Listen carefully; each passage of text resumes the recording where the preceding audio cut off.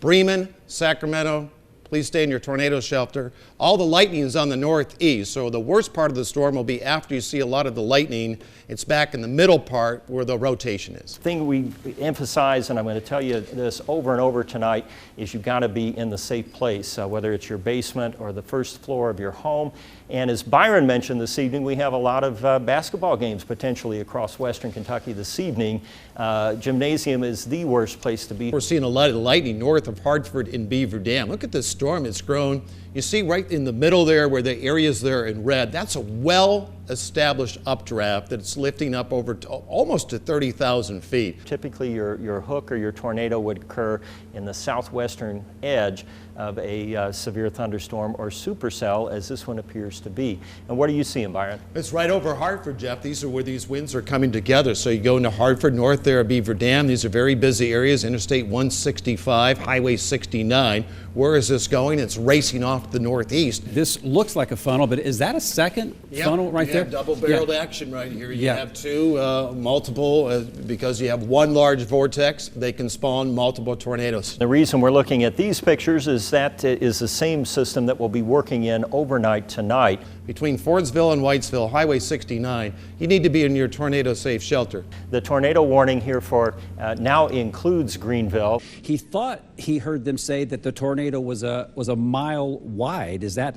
even a possibility? That would be a large wedge if it's a mile wide. That would be an incredibly large tornado if it was a mile wide. He thought that's what he thought he heard him say. Well, there's small storms, but in the tornado, that would be a very large wedge if that was the case.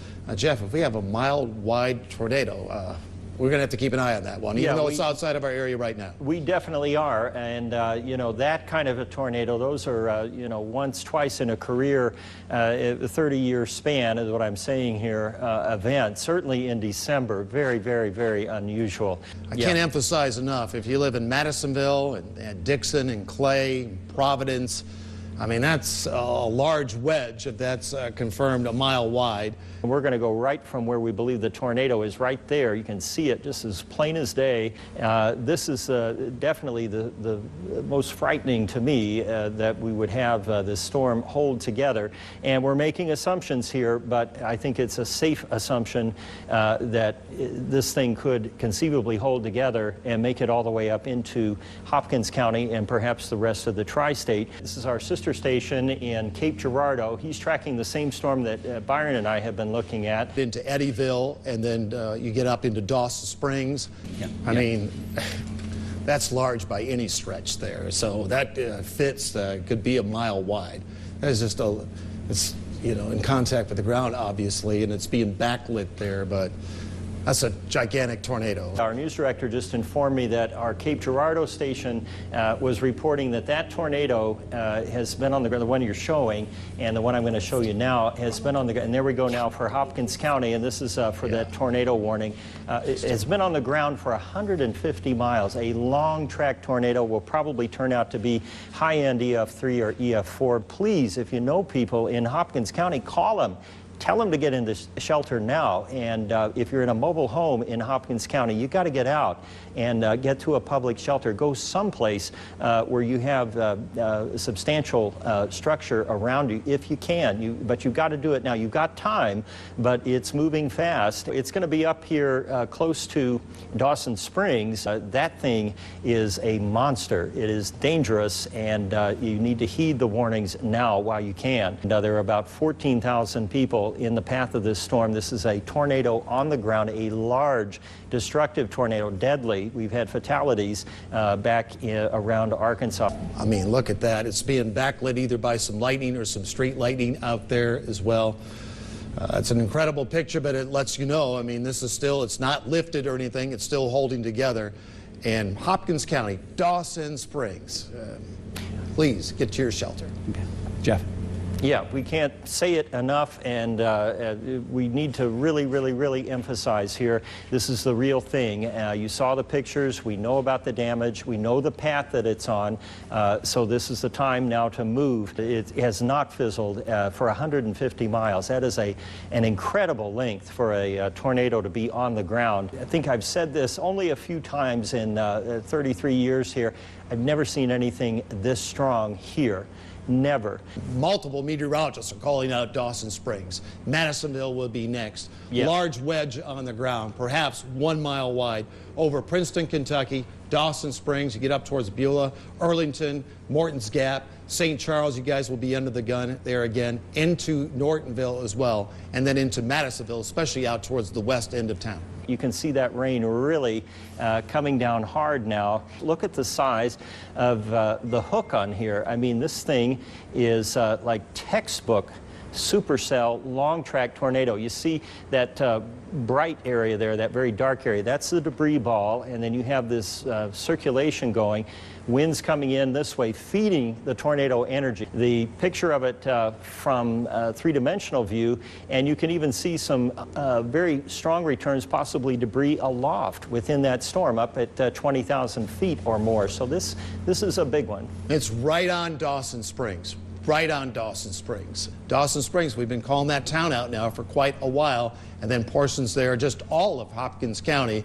A large tornado there just to the south and west, coming right into Dawson Springs. I'm looking into the situation now. The Weather Service at Paducah took a power hit, and they have transferred their responsibility back to the next office west, which would be Springfield, Missouri.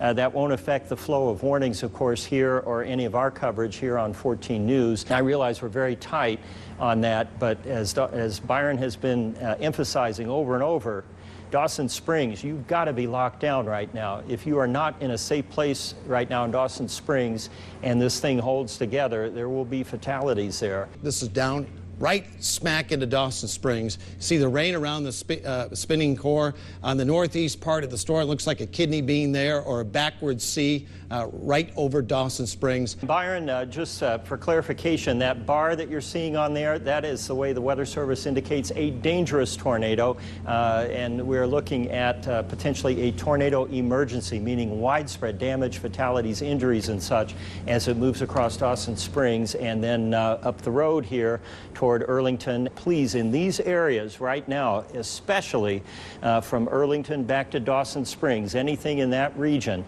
Interstate 69, Highway 112, 109, all those spots, we have a large tornado coming up, mile wide at time. And that's where the action is, just out to the west there, in the downtown area, in downtown Madisonville. But the worst of it is right up over Dawson Springs. There's a look into Madisonville. Look at all the lightning there. That's lightning that generally is going between the clouds there. And now, wow, a lot of electricity in the air. If you're in Madisonville, especially out on the west side of town, you want to get to your tornado-safe shelter. Should already be there, but you still have time. Now let's go back to Doppler radar.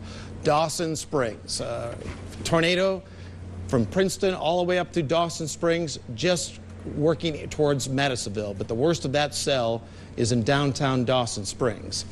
But now is the time. It's too late. If you haven't gotten to shelter, a better place for shelter than just wherever you are. Get away from windows, wrap in blankets, bicycle helmet on, whatever you have to do. But hopefully you are in a safe place right now. This is a kind of rural, hilly area out here. It's raining, it's dark, you're not going to see anything, so don't look. Go to the basement or get into a safe place now. If you're in a mobile home in southern Hopkins County, go to a neighbor's house, family, public shelter, any place, but you've got to get out. That is debris being lofted right now into the upper levels of the atmosphere. It could literally rain debris out there. Just south of Arlington in Hopkins County, we've heard of a lot of damage down there. There is some flooding along some of the roads once you enter town, especially along Green Street, so be careful along there. This will certainly go in the record books as one of our biggest severe weather events. We had Brady Williams down there last night, right around Arlington. That portion of last night's storm destroyed several homes, acres of land. It even derailed a train. And so we'll be seeing his reporting and the reporting of our team all throughout the day. And I want you to know that we are here for the duration. And it's just such a great loss.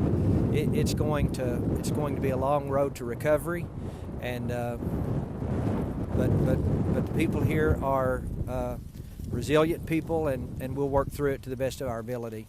Prayers to everyone involved. It's 2 weeks to Christmas, and to hear the families that lost friends, community members that lost friends, lost their homes. I mean, it's just really sad to be out here, honestly, Randy. It's just really heartbreaking. The leader in breaking news. This is 14 News. We are breaking in at the top of the hour with another update about our Western Kentucky tornadoes, and we begin tonight in Muhlenberg County, where we are learning a Kentucky judge was among the victims who died in severe weather. That Kentucky Supreme Court has confirmed District Judge Brian Crick's death, calling it a shocking loss to his family, community, and the court system. This is 14 News. The aftermath from what could be the deadliest storm to ever hit Kentucky. In rural Western Kentucky, there are very close-knit communities. It's all about family, friends, and being there for each other. Late last night in Bremen, it was never more evident. Mark, put that on that handle of that van. Best I got for marking this house. The proud town of around 400 in northern Muhlenberg County was devastated by what was believed to be a mile-wide, long-track tornado, so people from the area came together at the height of the tragedy. I actually lived right down here, and I just sold my house, and we heard that they needed help out here, so we thought we'd come do what we could do. It's just a big mess out here. There's really not much you can do. These people rushed in to take care of the injured, while at the same time standing vigil over the body of another neighbor who was killed until medical officials could arrive. All over town there were overturned vehicles, massive uprooted trees, destroyed homes, garages, and trailers. The damage was so bad that unless you were from Bremen, you wouldn't have known which house went where. It's total destruction. Had a house on fire. It's just a bad mess. I just hope everybody's all right and they can find everybody that's missing or that's hurt. A bunch of debris all over the roads, trees down everywhere. It's pretty bad out here. It's terrible. It's sad. I feel sorry for the people that it affected. This is insane. Dylan Goff and Axton Horn live in the area and heard Bremen needed help with the search and recovery process, so they jumped into action. In the process, they came across some good news, a sweet dog who survived the storm. I actually found a dog. It was actually in good shape. Everything seemed like she was fine. It was just sort of shook up and scared. Hopefully we can get it and get it safe back to its home, to its owner. Also a result of those storms, this house fire in Bremen on Kentucky 81. Insult to injury as crews responded to reports from damage from the tornado. They also did respond to this home, flames shooting into the night sky. Sirens filled a dark night in Bremen. Lightning unmasked a monster. A small Kentucky town with fewer than 300 people gone in a matter of seconds. When you live in a close, tight-knit community like this, typically somebody knows somebody or close to it, or everybody's connected in one form or another here. Which is what makes it extra difficult for first responders. Trees, power lines, even homes ripped off of their foundation covered the streets. There was a small little community but kind of carved out back into the woods there, and it's totally unrecognizable now. Homes destroyed, 12 lives lost. Kentucky State Police say the youngest killed in the overnight tornado was only 5 months old. The buzzing sound of chainsaws echoed through a somber and quiet town. Neighbors worked together to clear toppled trees from what was left of people's homes. Some homes broken down to just a few walls, but others nothing but a foundation. As you can see here, deputies told us this used to be a very wooded area. There was a nice neighborhood here as well, also some farms in that area. But again, tonight, all of those are gone. Just down the street from me at Bremen Elementary School, the community is already coming together. It's being held as a shelter for anyone who needs it, victims of this storm, but also first responders who have been on the job since yesterday morning. Brady Williams was out among the wreckage shortly after it happened late last night, and as he tells us, many people today are just grateful to be alive. Jesse Johnson was at the center of a tornado that ripped through Earlington Friday night.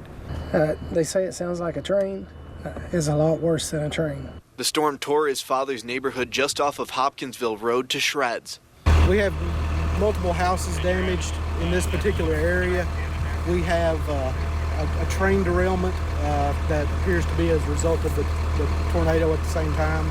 Johnson says they knew about the storm too late, so they did what they could to protect themselves. Me and my wife were in the hallway underneath the mattress, and then my mom and dad and my niece and nephew and her boyfriend was under the kitchen table. As the winds roared, those under the table found themselves struck with bits of broken glass and debris as the front of the house was torn away.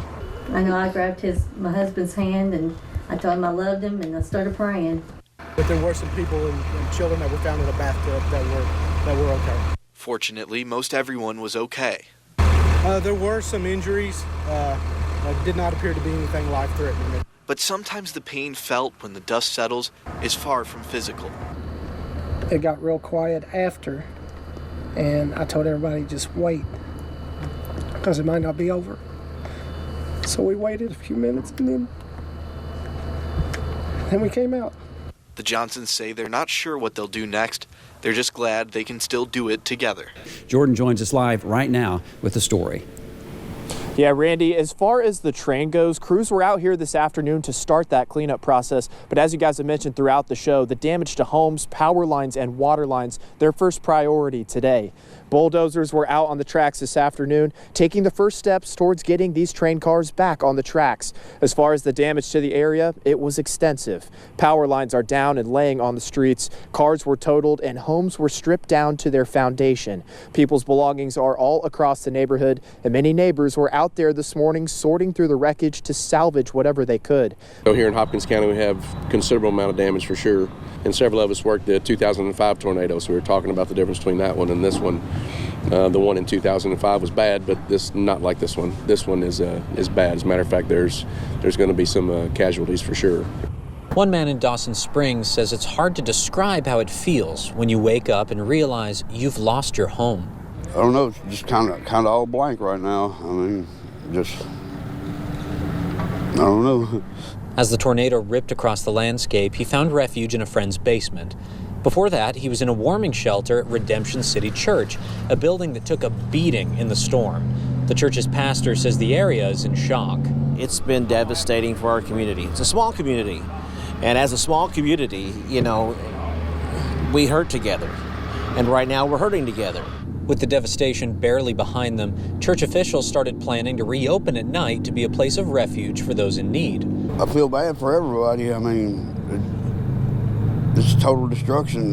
Nobody has nothing. Church officials say they're expecting to shelter at least 10 people tonight, but they're eager to help as many as they can. The governor also traveled to Dawson Springs, which is a familiar city to him and his family. His father, former Kentucky Governor Steve Beshear, is from the small town and still has family locally. It's a special place to me. I spent about 8 hours this morning trying to make sure my cousin, who's here, was okay along with her family, and I am grateful, but I know the outcome is worse for so many other families.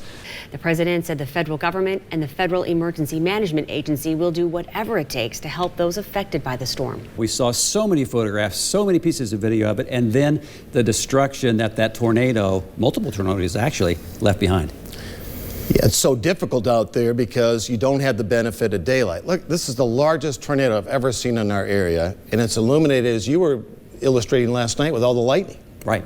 Yeah. Just huge. And every time we saw it, it looked like it hadn't changed. It had changed locations, but it was that huge, dark wedge. 1 mile, that's the width of the tornado.